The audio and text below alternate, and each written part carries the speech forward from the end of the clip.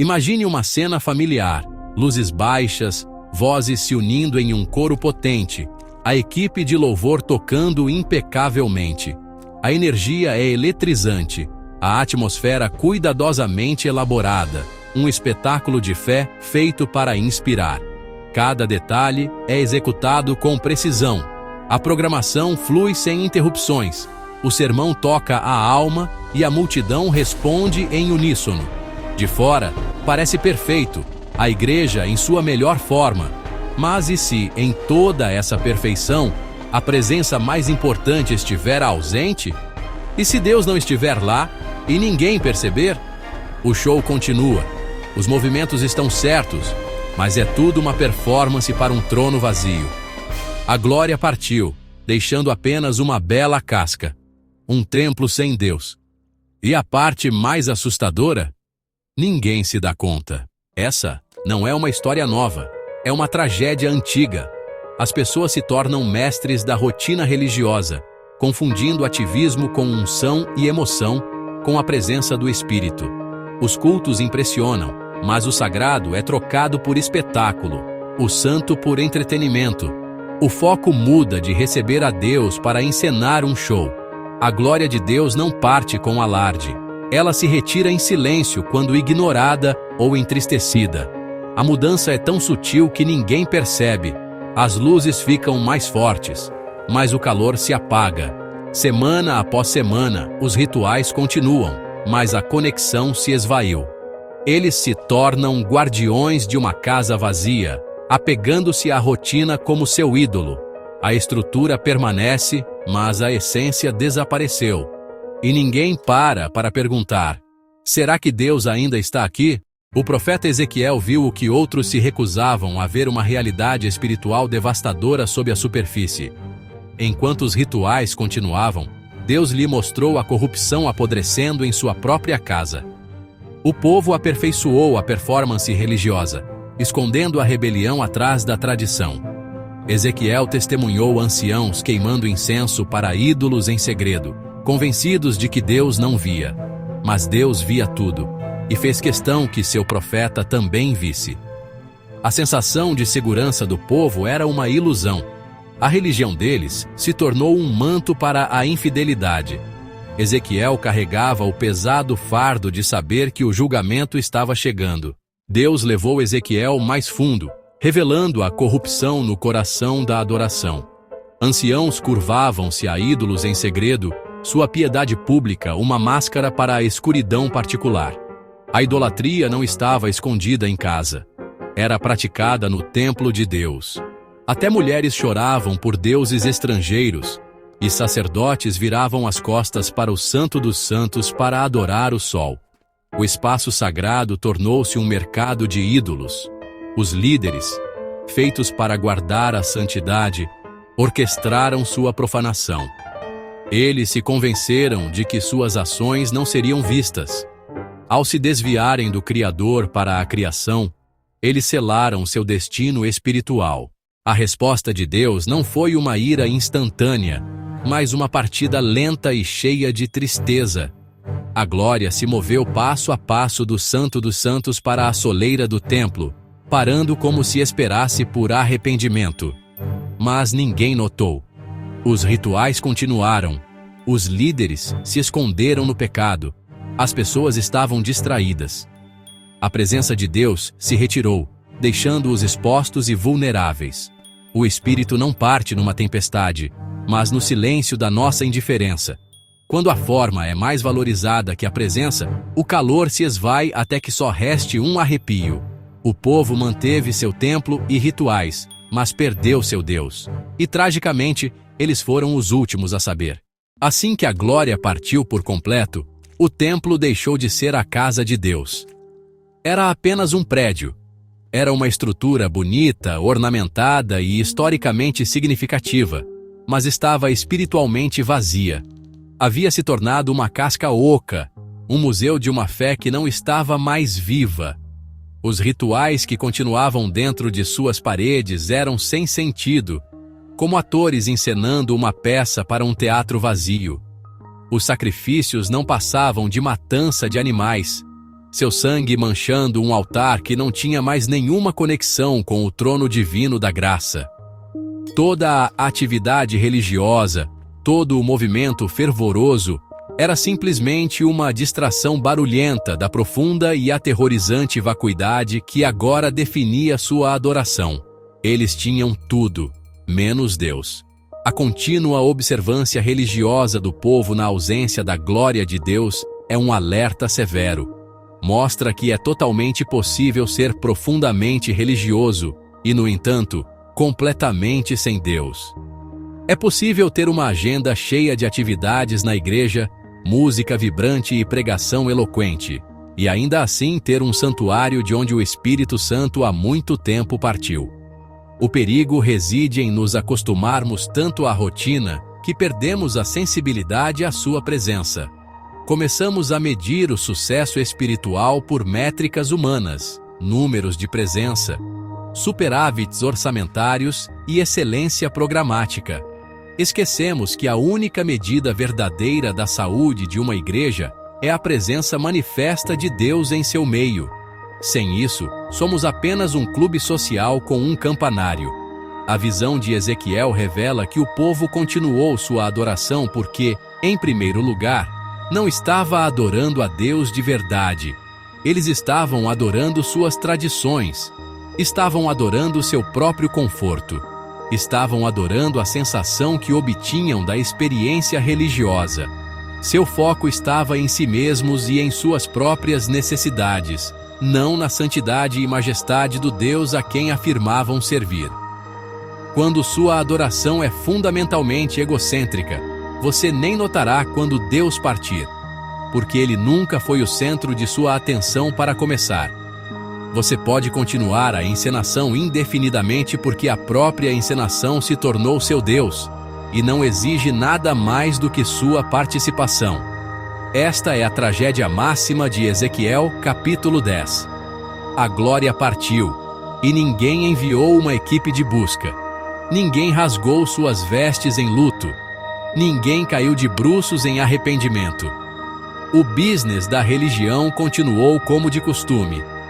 A partida de Deus foi o evento mais significativo a acontecer com Israel, mas passou completamente despercebida pelas mesmas pessoas que deveriam ter sido as mais devastadas por ela. Estavam muito ocupadas demais com seus pecados secretos, ocupadas demais com seus rituais públicos, ocupadas demais com a manutenção de um sistema que havia perdido seu coração.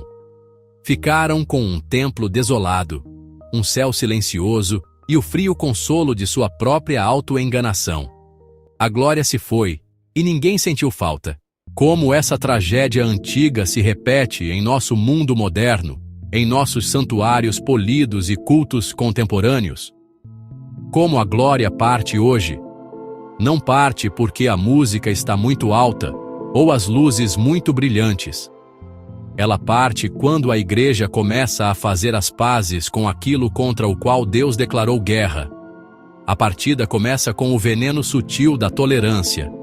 Não a tolerância para com as pessoas, que é uma virtude cristã, mas a tolerância para com o pecado, que é um câncer espiritual. Começa quando rebaixamos o padrão de santidade para fazer as pessoas se sentirem mais confortáveis, quando paramos de chamar o pecado de pecado e, em vez disso, o rotulamos como uma luta, um erro ou simplesmente um estilo de vida alternativo. As arestas afiadas da verdade bíblica são lixadas para evitar ofender alguém, e o chamado ao arrependimento é substituído por uma mensagem de afirmação incondicional. Essa tolerância muitas vezes se disfarça de amor e compaixão, mas é uma forma cruel e enganosa de bondade. O verdadeiro amor adverte sobre o perigo. Não finge que o perigo não existe.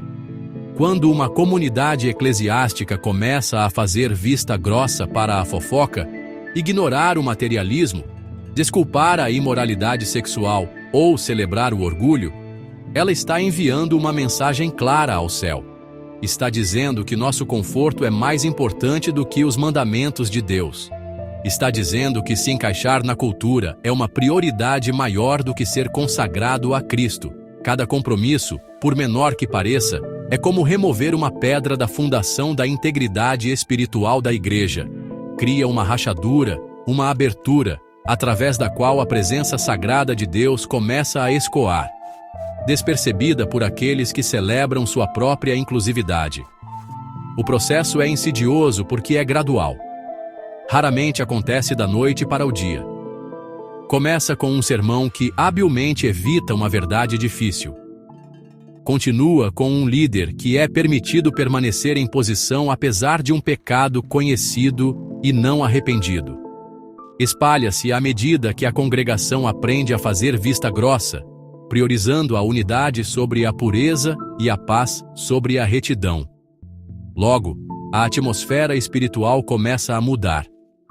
A convicção do Espírito Santo torna-se menos palpável porque sua voz está sendo ativamente ignorada e suprimida. A igreja se torna um lugar onde as pessoas se sentem afirmadas em sua quebra, mas nunca são desafiadas a buscar a inteireza e a santidade em Cristo. Elas são inoculadas com religião suficiente para torná-las imunes à coisa real. A glória de Deus, a presença manifesta do Espírito Santo, é intrinsecamente santa. Ele não pode e não habitará onde o pecado é valorizado e mimado. Ele é um espírito sensível, não em fraqueza, mas em pureza. Quando o ambiente se polui com desobediência voluntária e uma atitude casual em relação à transgressão, ele fica entristecido. E um espírito entristecido acabará se tornando um espírito partido. Ele não contenderá conosco para sempre. Ele começa sua retirada lenta e silenciosa, assim como fez do templo de Ezequiel. Os cânticos podem continuar, os sermões podem ser pregados, e as multidões podem até crescer.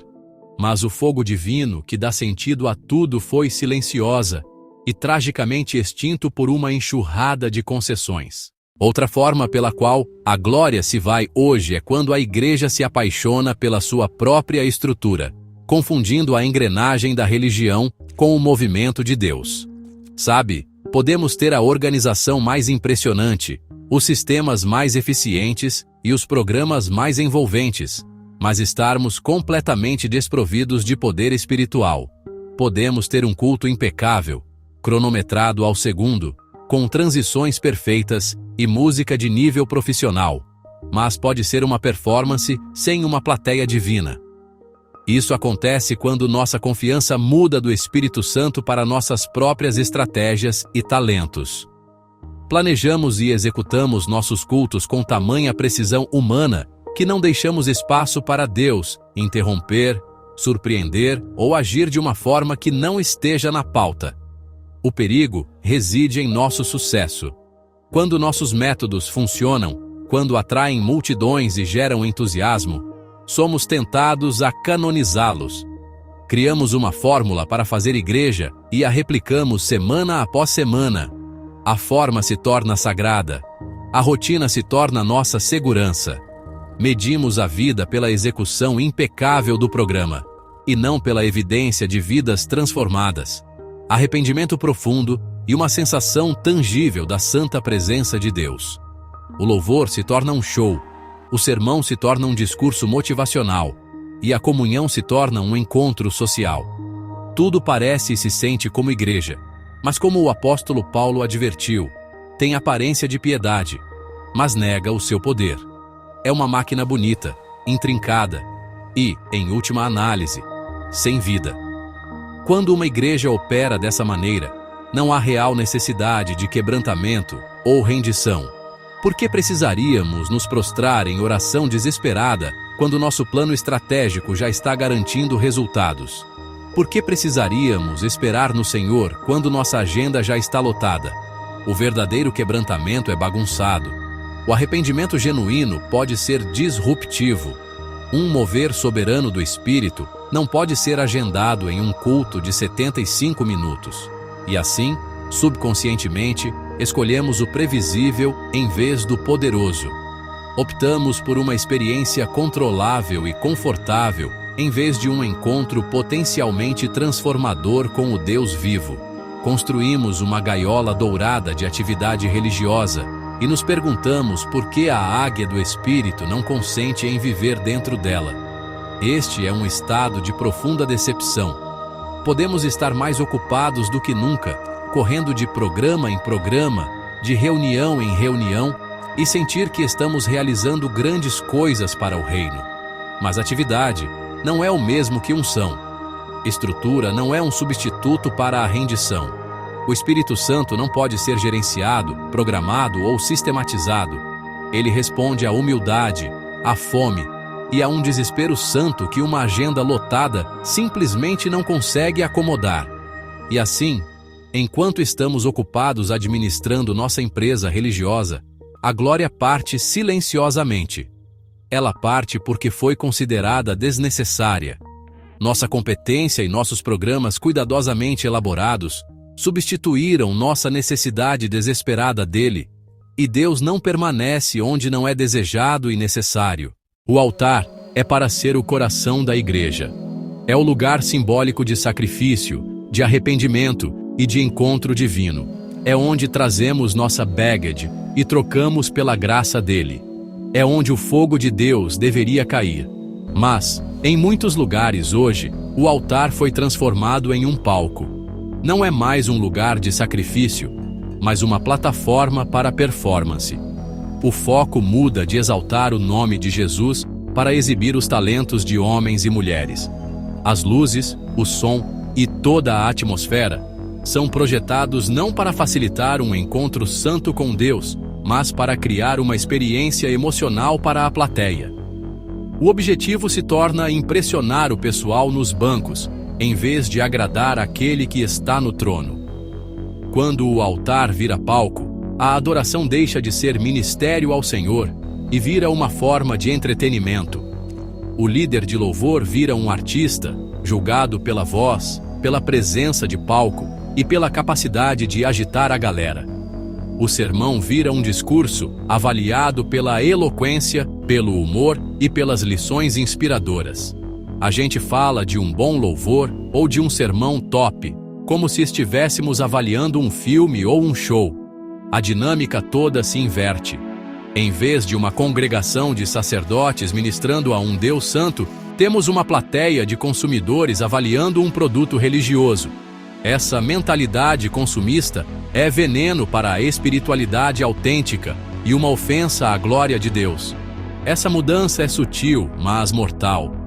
Ela cria uma cultura onde a presença de Deus não é mais o objetivo principal. O objetivo é a experiência. A gente quer sentir algo. A gente quer se emocionar.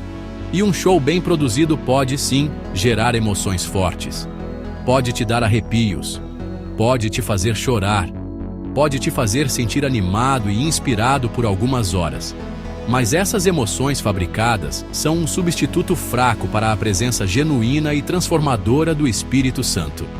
Uma performance pode mexer com sua alma, mas só a presença de Deus pode transformá-la. Um palco é feito para elevar um ser humano, mas um altar é feito para nos humilhar diante de um Deus santo. O Espírito de Deus não é atraído pelo nosso talento, pelo nosso brilho ou pelo nosso profissionalismo. Ele é atraído pela nossa humildade. Ele habita os louvores do seu povo, não as suas performances. Ele responde a um coração quebrantado e contrito, não a uma nota vocal perfeita. Quando o altar é principalmente um lugar para exibir a capacidade humana, o Espírito Santo é implicitamente deixado de lado. Ele é tratado como um convidado de honra que talvez apareça se a apresentação for boa o suficiente, em vez da própria razão pela qual nos reunimos. Nesse ambiente, onde a glória humana ocupa o centro do palco, a glória de Deus não encontra espaço. Ela se retira silenciosamente, deixando para trás um espetáculo tecnicamente impressionante, mas espiritualmente vazio. Um concerto de ecos em um templo onde o rei não está mais presente. O perigo final não é a rebelião aberta, ou a hostilidade declarada contra Deus. O estado mais arriscado para uma igreja ou um crente não é o ódio, mas a indiferença. É uma apatia espiritual tão profunda que a ausência de Deus não é mais nem notada, muito menos lamentada. A imagem perfeita dessa condição é encontrada no último livro da Bíblia, na carta à igreja de Laodiceia.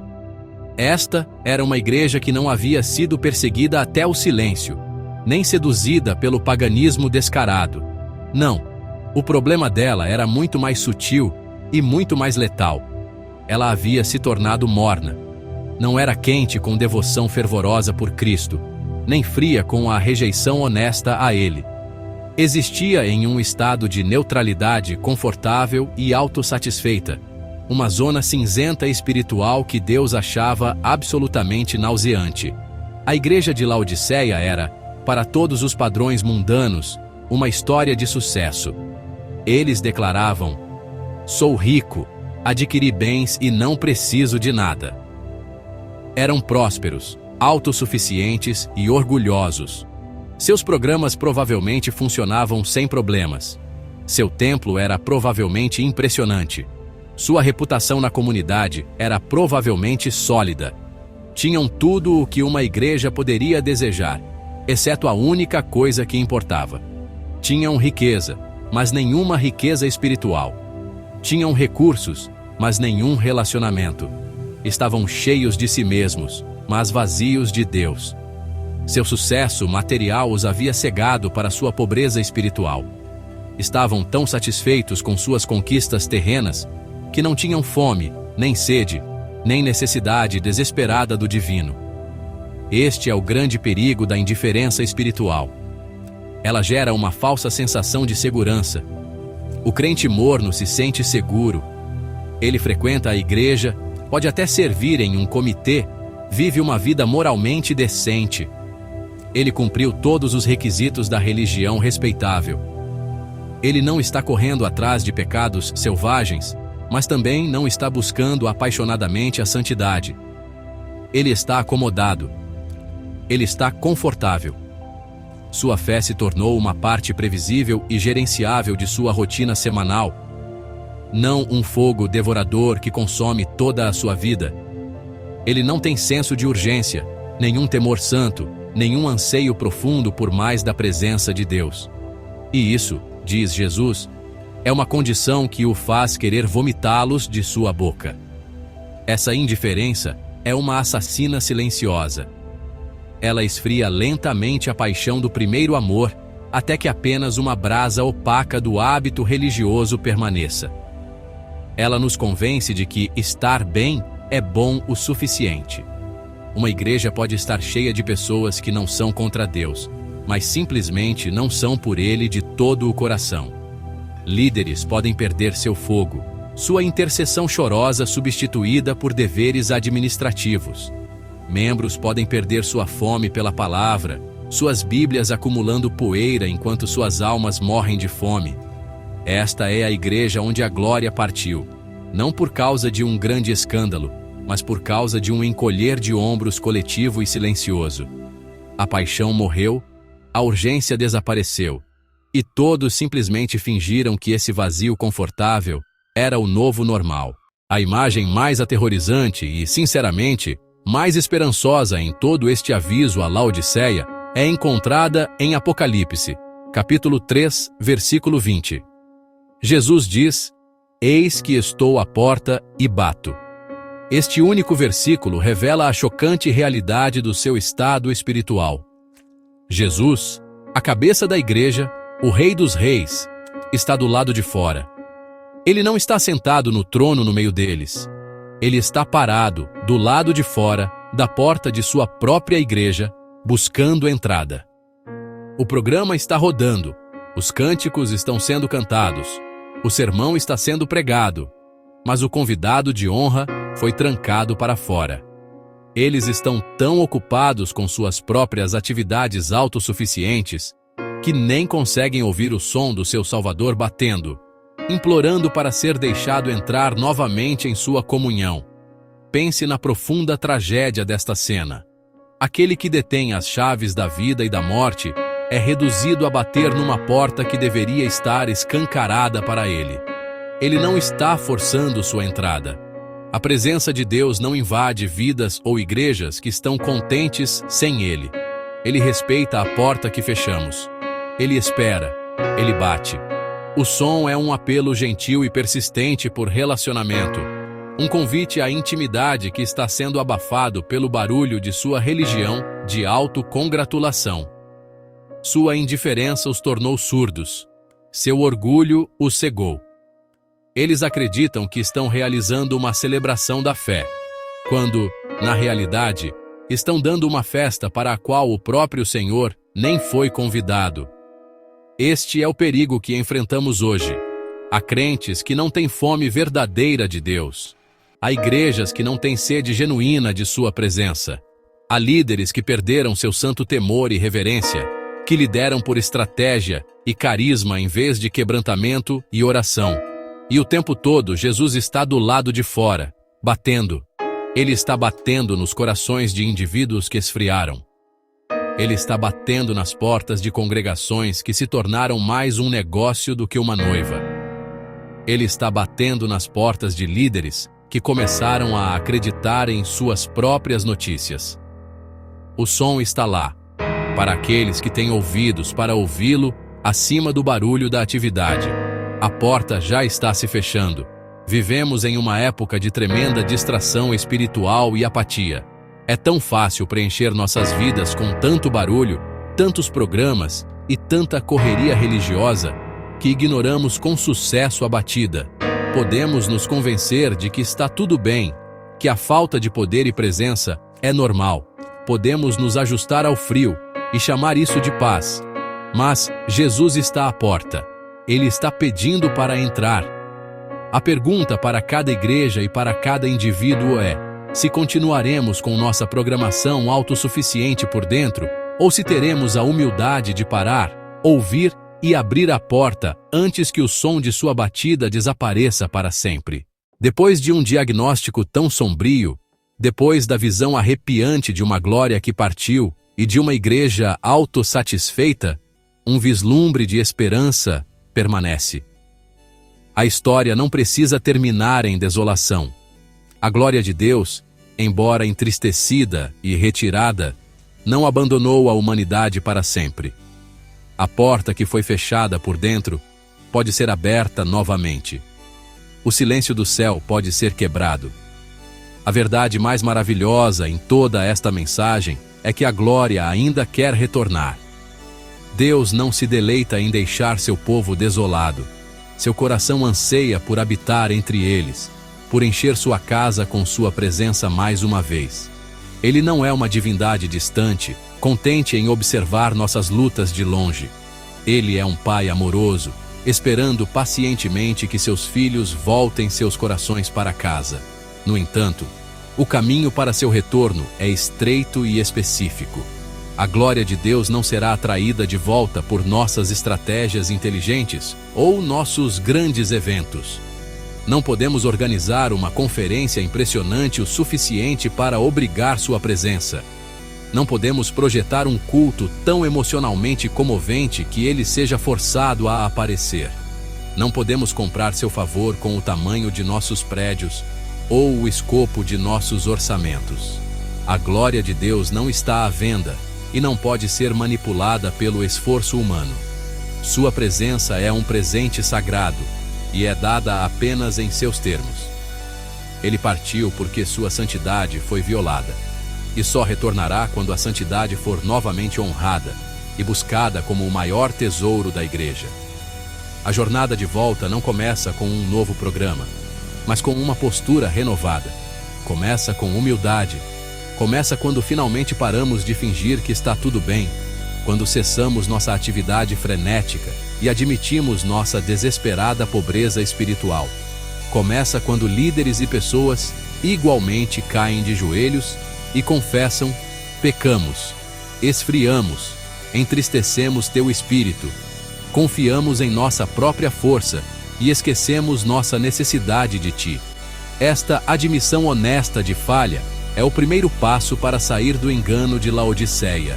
É o momento em que paramos de olhar para nossas riquezas percebidas e finalmente vemos nossa verdadeira condição: miseráveis, dignos de pena, pobres, cegos e nus. Este é o ponto de partida para qualquer avivamento autêntico. Deus está esperando por este clamor de desespero. Ele está ouvindo o som de um arrependimento autêntico, não apenas um sentimento momentâneo de remorso por sermos pegos, mas uma dor profunda e dilacerante por nosso pecado e nossa indiferença. Ele procura um povo que esteja mais aterrorizado com sua ausência do que com ofender o mundo. Ele busca uma igreja que anseia por sua presença mais do que anseia por crescimento, influência ou aceitação. A glória de Deus não está procurando uma igreja perfeita, mas está procurando uma igreja penitente. Está procurando um povo que chegou ao fim de si mesmo e está pronto para torná-lo o centro indiscutível de tudo mais uma vez. O caminho de volta não é pavimentado com ouro, mas com lágrimas de arrependimento sincero. O profeta Davi, depois de sua própria e catastrófica falha moral, compreendeu perfeitamente a economia da graça de Deus. Em sua oração de arrependimento, o Salmo 51, ele revela o segredo para restaurar a comunhão com um Deus santo. Ele declara: "Pois não te deleitas em sacrifícios, senão eu os ofereceria, nem te agradas de holocaustos." Davi sabia que Deus não estava interessado em mais rituais religiosos. Ele não podia simplesmente realizar uma cerimônia para consertar a profunda ruptura que seu pecado havia criado. Deus estava procurando algo mais profundo, algo interno, algo real. Os movimentos externos da religião são inúteis quando o coração não está em sintonia. Deus não quer nossas performances, Ele quer nossos corações, e Ele os quer quebrantados. Davi continua com uma das declarações mais profundas de toda a Escritura. Os sacrifícios de Deus são o espírito quebrantado, um coração quebrantado e contrito. Ó Deus, não desprezarás. Este é o altar sobre o qual a glória de Deus desce. Não é um altar de mármore polido ou madeira cara, mas um altar feito de nosso próprio orgulho estilhaçado e autossuficiência. Um espírito quebrantado é aquele que foi esmagado sob o peso de sua própria pecaminosidade e inadequação. Um coração contrito é aquele que está genuinamente arrependido, não apenas pelas consequências do pecado, mas pelo próprio pecado, pela ofensa que causou a um Deus santo e amoroso. Este é o único sacrifício que realmente move o coração do Pai. Esse tipo de quebrantamento não pode ser fabricado. Não é um sentimento que podemos forçar durante uma canção emocionante. É o produto de um encontro genuíno com a santidade de Deus e a realidade do nosso próprio pecado. É o que acontece quando paramos de dar desculpas e começamos a assumir a responsabilidade. É a postura do cobrador de impostos no templo que nem sequer levantava os olhos para o céu, mas batia no peito e dizia: "Deus, tem misericórdia de mim, pecador." Este é o terreno onde o avivamento nasce. É neste lugar de humildade total e desespero de si mesmo que a graça de Deus pode finalmente fazer sua obra restauradora. Deus resiste aos orgulhosos, mas Ele dá graça, e sua gloriosa presença aos humildes. Portanto, se realmente queremos que a glória retorne, devemos parar de construir palcos maiores e começar a reconstruir o altar do quebrantamento em nossas igrejas e em nossas próprias vidas. Devemos cultivar uma cultura de arrependimento que seja mais valorizada do que uma cultura de performance.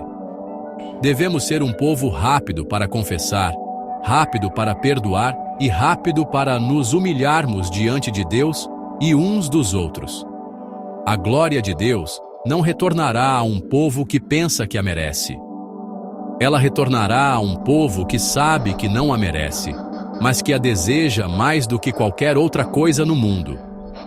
O fogo de Deus só cai sobre o sacrifício, e o único sacrifício que Ele deseja são nossos corações quebrantados, rendidos e entregues. Somos então levados a um lugar de contemplação silenciosa. Os ecos da grande performance se foram. As luzes do palco se apagaram. Somos deixados olhando para nossos templos, nossos programas, nossas vidas, E devemos fazer a pergunta que perfura todo o nosso barulho religioso: Ele está aqui? A glória se foi? A cena em nossas mentes muda do santuário movimentado e lotado para um quarto silencioso e calmo. Os céus estão observando, prendendo a respiração em expectativa. Não por outra conferência, não por outro culto bem produzido, mas pelo brilho de uma chama genuína. Pela visão de um único altar, há muito tempo frio e coberto pela poeira da negligência, começando a brilhar novamente com o fogo da devoção verdadeira e pura. Este é o momento de decisão para a nossa geração. A glória de Deus realmente partiu de muitos lugares que ainda carregam o seu nome. Ela foi entristecida pelos nossos compromissos, expulsa pelo nosso orgulho e substituída pela nossa programação. Mas este não é o fim da história. É um convite divino. É um grito final e desesperado do coração do Pai para seus filhos. Ainda há tempo. Ainda há uma oportunidade de implorar para que a glória retorne. Deus, em sua infinita misericórdia, está pronto e disposto a encher sua casa mais uma vez. Mas Ele está esperando por nós. Ele está esperando que o altar seja dele novamente, para que seja limpo dos ídolos do desempenho, da personalidade e da aprovação pública. Ele espera por um povo que escolherá sua presença acima de suas próprias preferências. Esta é a escolha final que se apresenta diante de nós. É uma escolha entre aparência e realidade, entre a sombra e a substância. Podemos continuar a construir nossos impressionantes sistemas religiosos, polir nossas performances e atrair nossas multidões. Tudo isso enquanto estamos espiritualmente vazios. Ou podemos fazer uma escolha diferente. Podemos escolher viver como pessoas que valorizam a presença acima de tudo. Podemos decidir que nada, absolutamente nada, vale o custo de entristecer o Espírito Santo. Podemos nos tornar um povo cuja maior ambição não é ser conhecido, mas conhecê-lo. Não ser bem-sucedido aos olhos do mundo, mas ser uma morada para o Deus Altíssimo. Esta é a única busca que possui peso eterno. Que este seja o nosso grito final, a nossa oração unificada. Senhor, estamos cansados do espetáculo. Estamos exaustos do vazio. Perdoa-nos por nos acomodarmos em uma casa da qual Tu te retiraste. Não queremos as luzes, as multidões ou os aplausos se não pudermos ter a Ti. Quebra nossos corações, pelo que quebra o Teu. Derruba nossos ídolos e estilhaça nosso orgulho. Reconstrói o altar do arrependimento em nossas vidas e em nossas igrejas. Entregamos nossos planos, nossos talentos e nossas ambições. Queremos a Tua glória de volta mais do que queremos o nosso próximo fôlego. Porque sem a Tua glória tudo é vazio. Sem a Tua presença, nosso futuro é um vazio. Vem, Senhor Jesus. Retorna ao Teu templo.